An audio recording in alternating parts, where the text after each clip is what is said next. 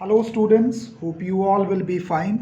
Today in this session we are going to do some numerical problems which are based on the last topic that we did, that is potential energy of a spring. हम जानते हैं कि जब किसी spring को compress या stretch किया जाता है तो जो भी वर्क हम उसके ऊपर करते हैं वो वर्क उसकी पोटेंशियल एनर्जी को बर्थ देता है या उसकी पोटेंशियल एनर्जी को चेंज करता है। तो potential energy of A spring का फार्मूला क्या होता है? Half K X square, where के इज द स्प्रिंग कांस्टेंट। चलिए पहले न्यूमेरिकल पे चलते हैं, स्टेटमेंट पढ़ते हैं आराम से। Two springs have force constant K1 and K2। दो स्प्रिंग हैं जिनका फोर्स कांस्टेंट K1 और K2 है। K1 ज़्यादा है K2 से। On which spring is more work done? किस स्प्रिंग पे आपको ज़्यादा काम करना पड़ेगा? If they are stretched by, अगर उनको खींचा जाता है, पहला द सेम फोर्स लगा के खींचा जाता है, they are stretched by the same amount. दो क्वेश्चन पूछे हैं उसने हमसे यहाँ पे, तो हम इसको आराम से सॉल्व करते हैं। फर्स्ट केस लेके चलते हैं, when stretched by same force. देखिए अब स्प्रिंग हैं दोनों अलग अलग, एक K1 है K2 है, इसका मतलब K1 सॉफ्ट है K2 हार्ड है। अगर K1 ज़्यादा है तो दोनों की अगर एक ही फोर्स लगा के खिंचाई करेंगे तो दोनों एक अमाउंट से तो खिंचेंगे नहीं। पहला स्प्रिंग जिसका स्प्रिंग कांस्टेंट K1 है वो x1 डिस्टेंस से खिंचेगा, जो दूसरा स्प्रिंग है K2 वो x2 डिस्टेंस से खींचेगा। हालांकि दोनों के ऊपर फोर्स क्या लगी है?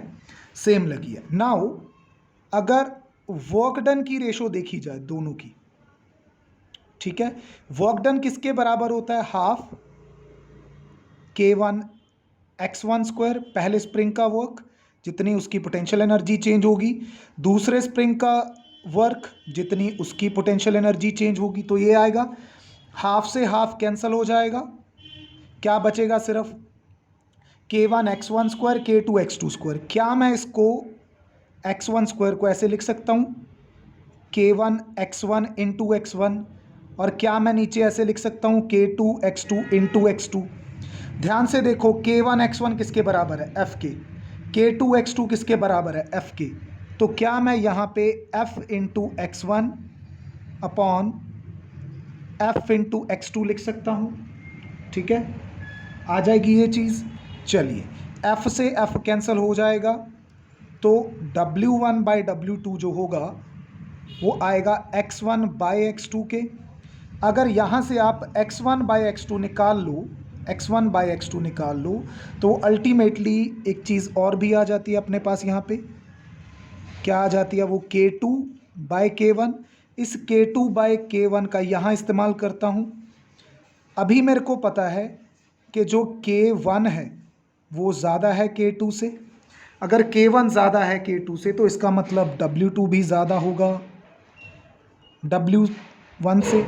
इसका मतलब दूसरे स्प्रिंग को सेम फोर्स लगा के खींचने पे ज़्यादा वर्क डन करना पड़ेगा। ठीक है, अभी चलते हैं, when stretched by same distance का मतलब है कि आप उन पे फोर्स तो डिफरेंट लगा रहे हो क्योंकि वो स्प्रिंग डिफरेंट है। तो उनको जब आप खींचना चाहोगे, राइट, तो उनका डिस्टेंस क्या आएगा, उनकी डिस्प्लेसमेंट क्या आएगी? सेम आएगी। तो यहाँ पे अगर मैं वर्क की रेशो देखूँ W1 बाई W2 तो बहुत सिंपल हो जाने वाला है। फर्स्ट स्प्रिंग के लिए K1 x square, second spring के लिए K2 x स्क्वायर। बेटा आप समझ रहे हो कि मैंने यहाँ पे x के साथ 1 2 क्यों नहीं लिया?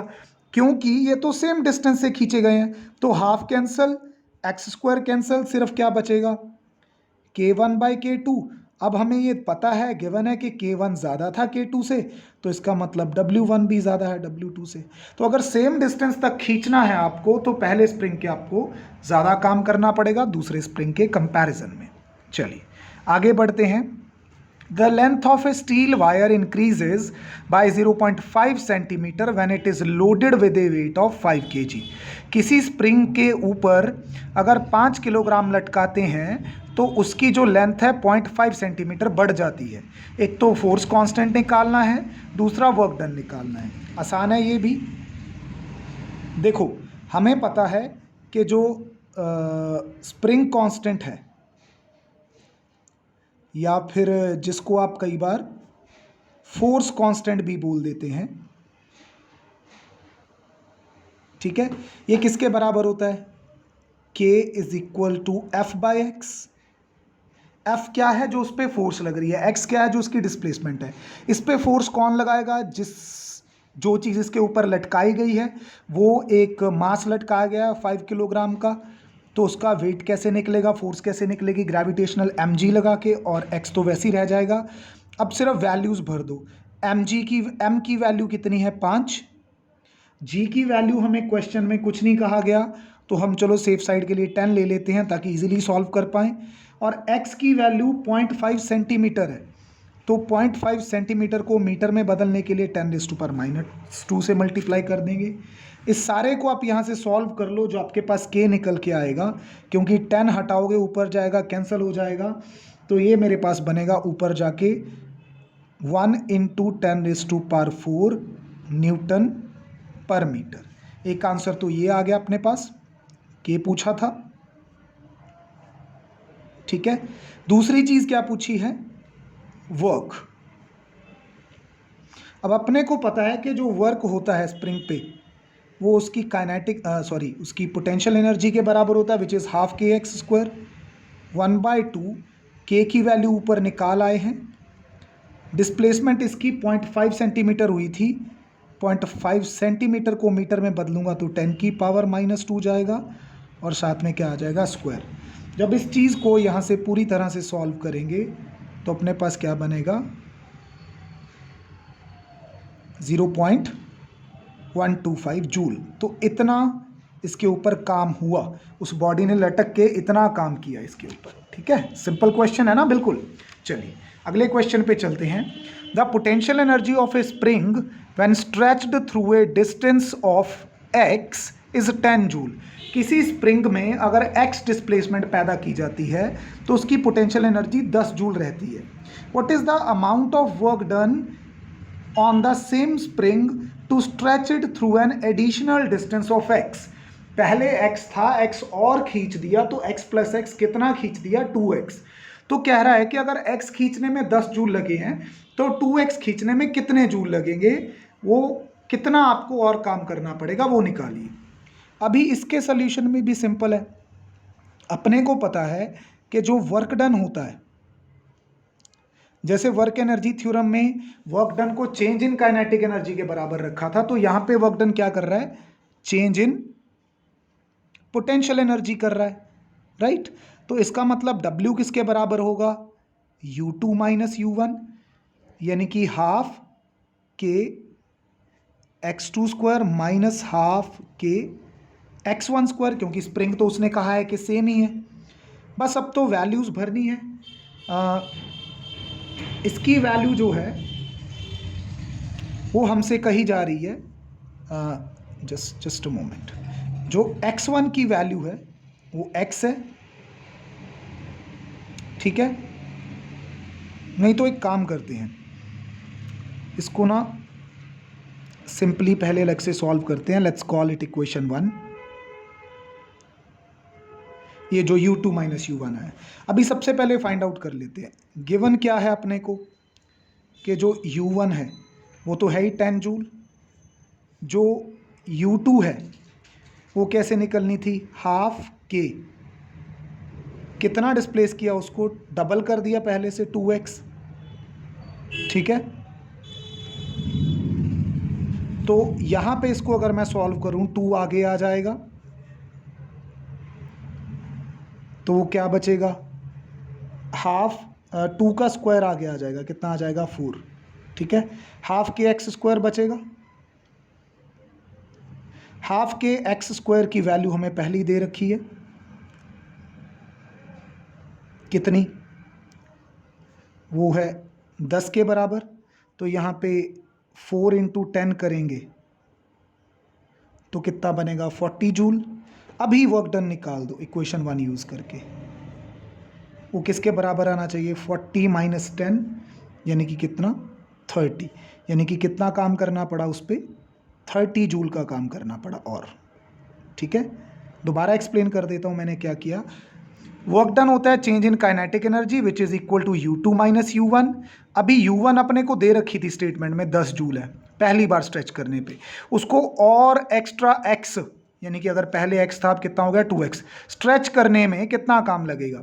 तो पोटेंशियल एनर्जी का क्या बदलाव होगा, अगर और x स्ट्रेच करेंगे तो हाफ के x 2x का स्क्वायर बनेगा, 2 का स्क्वायर हो गया 4 आगे आ गया, हाफ के x स्क्वायर ऑलरेडी हमें पता है U1 से कितना है 10, 40 जूल, तो पहले 10 हुआ फिर टोटल 40 हुआ, यानी कि दूसरी बार x और खींचने में कितना काम लगा 30 जूल और लगे, पहला x स्ट्रेच करने में 10 जूल लगे थे। ठीक है, अगले क्वेश्चन पे चलते हैं। A block of mass 4 kg is attached to a spring of spring constant 24 newton per metre. एक 4 किलो का मास 24 न्यूटन पर मीटर के स्प्रिंग कांस्टेंट वाले स्प्रिंग के साथ बांध दिया गया है। Initially the block is at rest and the spring is unstretched. पहले ब्लॉक जो था रेस्ट पे था, स्प्रिंग कोई खिंचाव नहीं था उसमें, इसका मतलब शुरू में उसकी जो पोटेंशियल एनर्जी थी जीरो थी और बॉडी भी रेस्ट पे थी तो उसकी काइनेटिक एनर्जी भी क्या थी जीरो थी। The horizontal floor is frictionless, कोई फ्रिक्शन नहीं है। If a constant force of 10 Newton is applied on the block, block के ऊपर 10 न्यूटन की फोर्स लगाई तो स्प्रिंग क्या होगा, या तो स्ट्रेच होगा या कंप्रेस होगा। ठीक है, चलो बाहर को लगाइए तो स्ट्रेच हो जाएगा, अंदर को लगाइए तो कंप्रेस हो जाएगा। Then what is the speed of the block when it has been moved through a distance of 0.5 metre.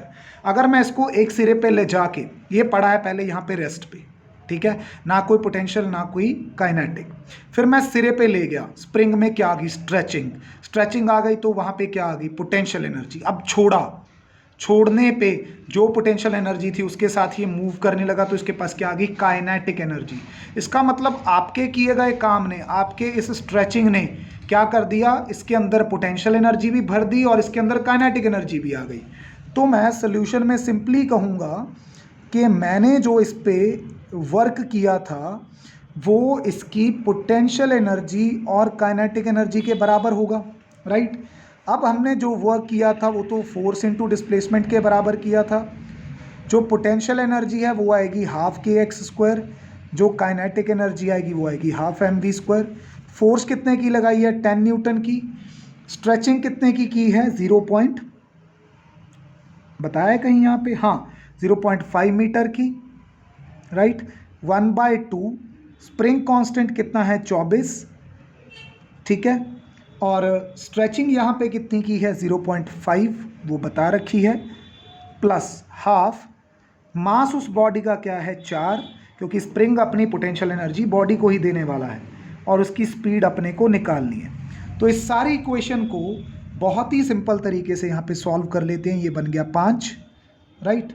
ये यहाँ से सॉल्व करेंगे तो ये बन जाएगा अपने पास 2v² प्लस इसको सॉल्व करूँगा तो 12, इसका आएगा 0.25, इसको सॉल्व करेंगे तो अल्टीमेटली बचेगा अपने पास 3। तो यहाँ से जो v² है वो 1 आ जाएगा और v की वैल्यू कितनी आ जाएगी 1। इसका मतलब वो जब बॉडी छोड़ी तो 0.5 मीटर चलने के बाद उसकी स्पीड 1 मीटर पर सेकेंड थी। यहाँ पे हमने क्या लगाया है, वही वर्क एनर्जी का कॉन्सेप्ट लगा दिया है। चलिए लास्ट न्यूमेरिकल पे चलते हैं। आज के बहुत ही इंपॉर्टेंट और समझने वाला न्यूमेरिकल है ये। क्या न्यूमेरिकल है, to simulate car accidents auto manufacturers study the collision of moving cars with mounted springs of different spring constant.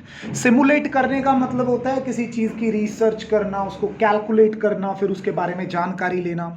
तो जो कार बनाने वाली कंपनीज है ना, ऑटोमोबाइल मैन्युफैक्चरर्स, तो वो ऑटो मोबाइल मैन्युफैक्चरर्स जो होते हैं वो कार के एक्सीडेंट्स को स्टडी करते हैं, कितना नुकसान होगा क्या नहीं होगा। वो कैसे करते हैं, एक दीवार है, इसके साथ एक स्प्रिंग लगा देते हैं, अलग अलग स्प्रिंग कांस्टेंट का मतलब अलग अलग शक्ति और नरमी का, फिर कार को लाके उसके साथ टकराते हैं।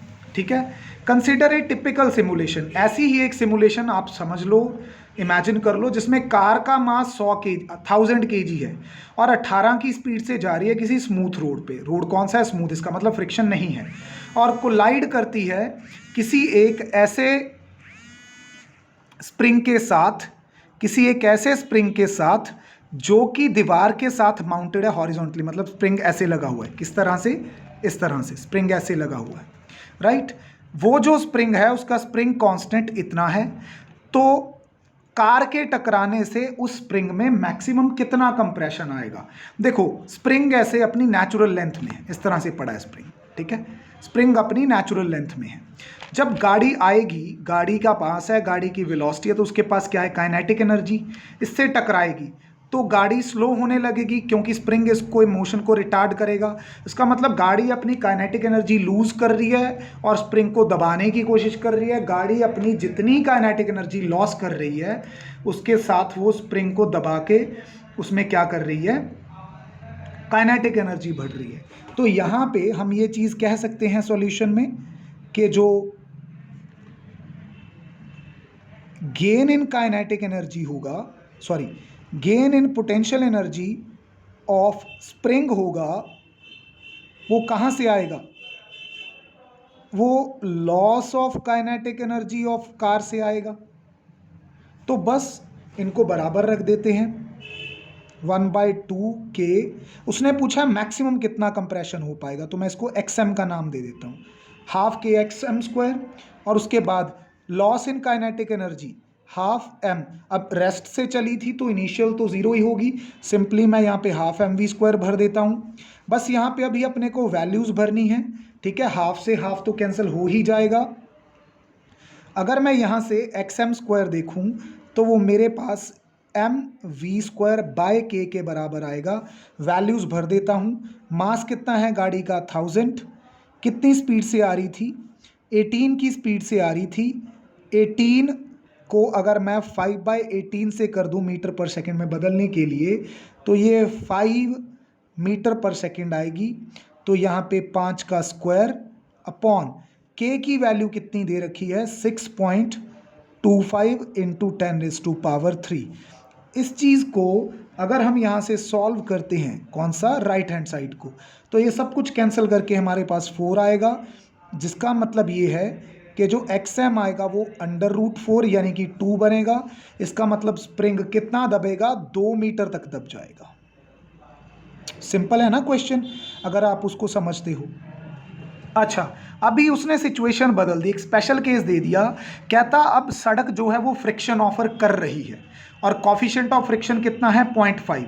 तो कहता वहाँ पे मैक्सिमम कंप्रेशन कितनी होगी ये आपको बताना है, ठीक है।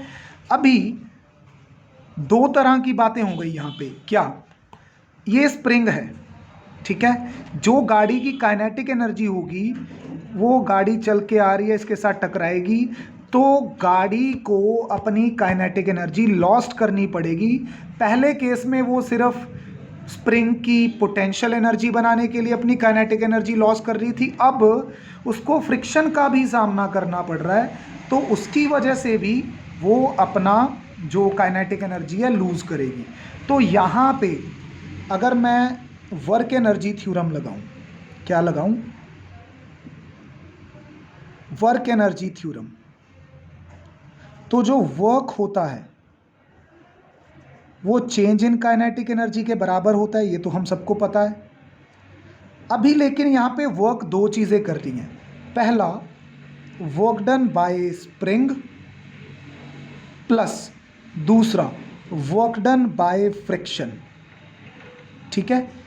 अब शुरू से रेस्ट में चली थी, बाद में उसकी काइनेटिक एनर्जी ½ mv² रह गई होगी, तो चेंज वगैरह का भी कोई झगड़ा नहीं है यहाँ पे। अब स्प्रिंग ने कितना काम किया होगा? जितनी उसकी पोटेंशियल एनर्जी बन गई, मतलब ½ KXM²। इस सिचुएशन का, इस XM का पिछले XM से कोई लेना देना नहीं है, अलग है ये। फ्रिक्शन ने कितना काम किया होगा, वर्क डन बाय फ्रिक्शन होता है force of friction into displacement, force of friction होती है म्यू इनटू आर, आर किसके बराबर होता है एम जी के, यानी कि ये मैं पिछले कॉन्सेप्ट से उठाऊं तो सिंपली मेरे पास mu M g into displacement कितनी होगी उसकी एक्स एम, राइट, प्लस ये इज इक्वल टू किसके बराबर आ जाएगा हाफ एम वी स्क्वायर के। बस अब तो यहाँ पे क्या करना है, इस पूरी इक्वेशन को 2 से मल्टीप्लाई कर देना है, तो K X M square plus 2 mu M G X M, इसको भी इधर ले आएंगे पहले, फिर 2 से मल्टीप्लाई कर देंगे, तो ये अल्टीमेटली हमारे पास क्या बनेगा M V square is equal to 0। अब यहाँ पे जो जो चीज़ें गिवन है वो भर दो। गिवन क्या क्या है, के की वैल्यू गिवन है कितनी 6.25 into 10⁻³ Newton per metre, right. XM तो निकालना ही है, चलो म्यू की वैल्यू दे रखी है 0.5, मास दे रखा है गाड़ी का कितना 1000 kg, राइट। एक्सएम निकालना है, जी की वैल्यू हम कितनी यूज़ करेंगे 10 मीटर पर सेकेंड, मास ऑलरेडी लिख लिया, गाड़ी की जो स्पीड है वो तो पहले ही बता चुके हैं 5 मीटर पर सेकेंड है। ये सब डाटा यहाँ पे भरो। जब इस डाटा को आप यहाँ पे भरोगे तो आपके पास एक इक्वेशन बनेगी क्या 6.25 इंटू 10⁻³ एक्सएम स्क्वायर, आराम से करने वाला है ये, 2 into 0.5 into 1000 into 10 into XM minus 1000 into 5 का स्क्वायर इज इक्वल टू 0।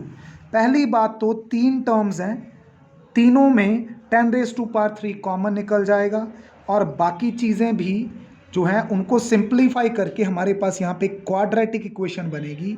वो क्वाड्रेटिक इक्वेशन क्या होगी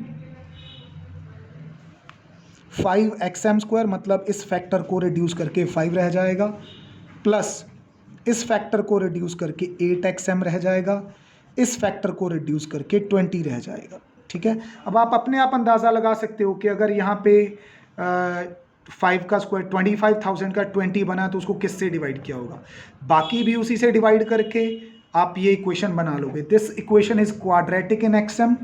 अब यहाँ पे रूट्स निकालेंगे एक्सएम के, क्या फार्मूला आता है -b प्लस माइनस √b², यानी कि 8 का स्क्वायर माइनस 4ac, तो 4 इंटू ए कितना है 5 इंटू सी कितना है -20, राइट। इसको आप यहाँ से सॉल्व कर लोगे, डिवाइडेड बाय 2a होता है, यानी कि 2 इंटू 5। इसको अगर आप यहाँ पे सॉल्व करोगे तो आपके पास 2 वैल्यूज़ आएंगी। हम एक्सएम की कोई पॉजिटिव वैल्यू ले लेते हैं, तो इसको आप अगर यहाँ से सॉल्व करोगे तो पॉजिटिव वैल्यू में -8 प्लस यहाँ पे अंडर रूट में जो भी चीज़ बनेगी उसका जो अंडर रूट आएगा वो 21.5, यहाँ पे एक डिजिट और ले लेते हैं 4 होगा, डिवाइडेड बाय 10 है। इसको सॉल्व कर लो, इसका जो आंसर बनेगा वो 1.354, यानी कि इसकी वैल्यू 1.354 मीटर आएगी।